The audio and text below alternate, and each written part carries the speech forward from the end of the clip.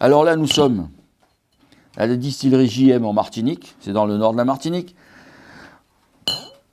Pour les amateurs de rhum agricole, ça a été longtemps la référence en matière de rhum vieux. Ce sont des brutes de fût là dans cette gamme-là.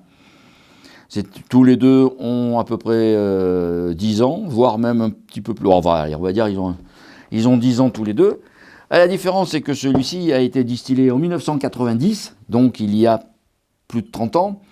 Et il a été donc mis en fût en 90 aussi. Et il a dû ressortir aux environs à l'aube des années 2000. 19 ans d'écart entre chaque bouteille, là. C'est pas mal quand même.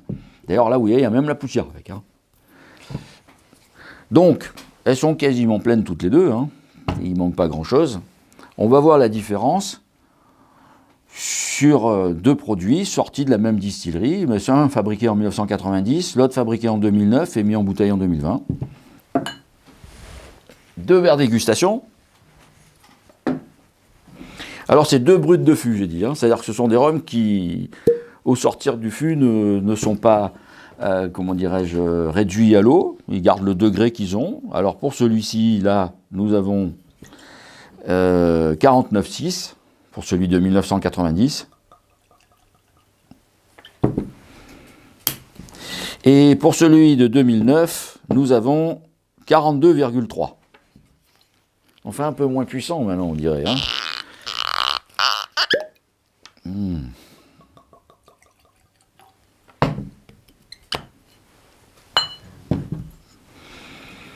Bon, alors, à la couleur, le 90 est un petit peu plus clair. Là, on a des notes acajou.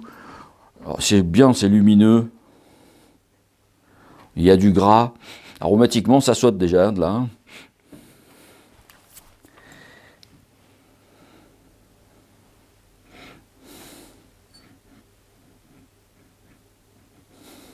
Bon, il y a quand même à peu près 7,7 degrés d'écart, à peu près. Là, aromatiquement, c'est plus intense sur le 2009.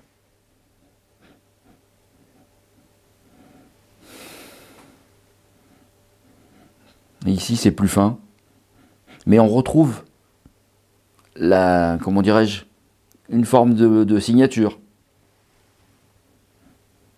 On a un petit peu bon, forcément, il y a des notes de rancio, mais c'est un petit peu quand même un peu exagéré. Bon, c'est vrai que là, l'un comme l'autre, enfin là, c'est pas précisé, mais sur celui-ci, c'est précisé. C'est des fûts US, même sur des notes assez, des notes aromatiques assez, comment dirais-je, larges, enfin un peu plus exubérantes que sur du chêne français. Bon, on va un peu voir à la bouche quand même. Les deux sont beaux en tout cas.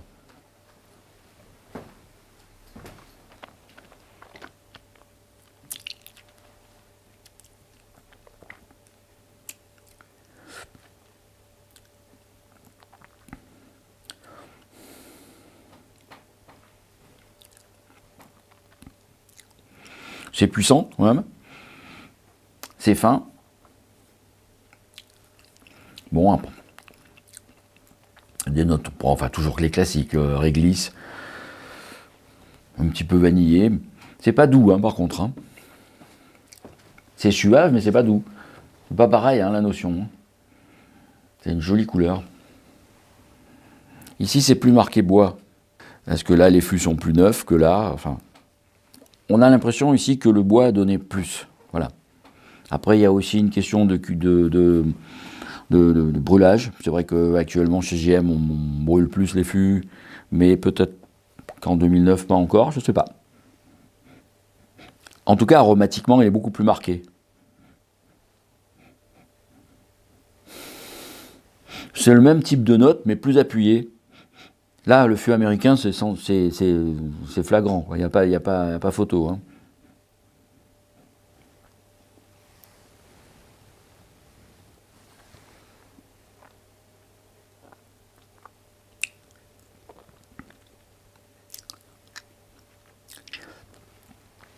C'est un petit peu plus rond.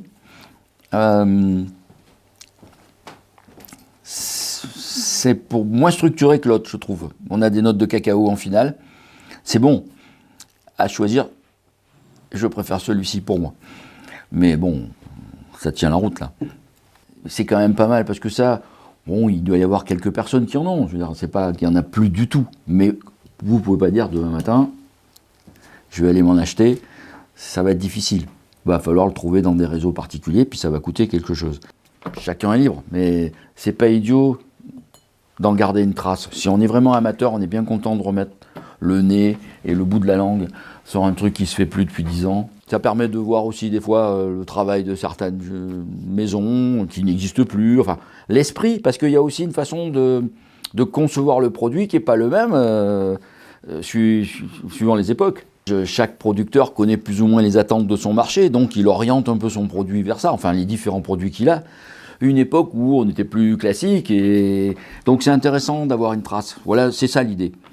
C'est donc, au travers de cette idée, ça présente quand même d'un autre regard sur le rhum. C'est la question que je posais tout à l'heure. Comment on le consomme, comment on le voit. La formation te permettra, elle, de te rendre compte que c'est pas juste du rhum pour boire un coup. Enfin, tu vois là les saveurs qu'il y a. Si tu sais pas ce que c'est ça, et que tu bois ça, comme je l'ai déjà vu d'un seul trait, tu passes à côté, parce que là, moi, le verre, même quand j'aurai fini de te parler, là, il est là, sur la table. Et je suis sûr que dans une demi-heure, il va me dire autre chose. Il faut le laisser il est resté 10 ans enfermé. Il faut le laisser commencer à... Voilà. Ça, si on ne te l'explique pas, tu ne le sais pas. Et tu vas prendre le premier verre, comme ça, première impression. C'est bon, hop, c'est terminé. Eh bien, tu en as loupé la moitié, parce qu'il a encore plein de choses à t'apprendre. Donc, quand tu approches un produit de ce genre-là, bon, il n'y a pas que celui-ci, mais il y en a plein d'autres comme ça, ben, tu le regardes autrement. C'est que tu vas prendre les choses au sérieux. Ça, aujourd'hui, sur le marché, c'est une bouteille qui est environ de 70 €. Bon, ça reste accessible. Mais elle va prendre, et puis quand il n'y en aura plus, ça ne va plus être le même prix. Donc, voilà la démarche de la bouteillothèque et de tout ce qui va avec. Eh ben, j'espère que ça te donnera envie d'en apprendre davantage. C'est ce que, en tout cas, moi, je souhaite te faire pour que tu puisses te régaler de plus en plus, de découvrir des saveurs auxquelles tu n'aurais pas pris attention sans savoir. Dans un des articles qu'il y avait eu sur moi, il y avait marqué le Jean-Pierre Coff des Antilles. Oh putain, le goût de banane qu'il a maintenant, là. Il faut que tu goûtes ça quand même, hein. Ben, il n'y a pas photo. Moi, je préfère le 90, hein, et de loin. Celui-ci est un peu plus plat. Oh, l'autre, il a une... C'est... Waouh! Là, il y a de la banane séchée, tu vois.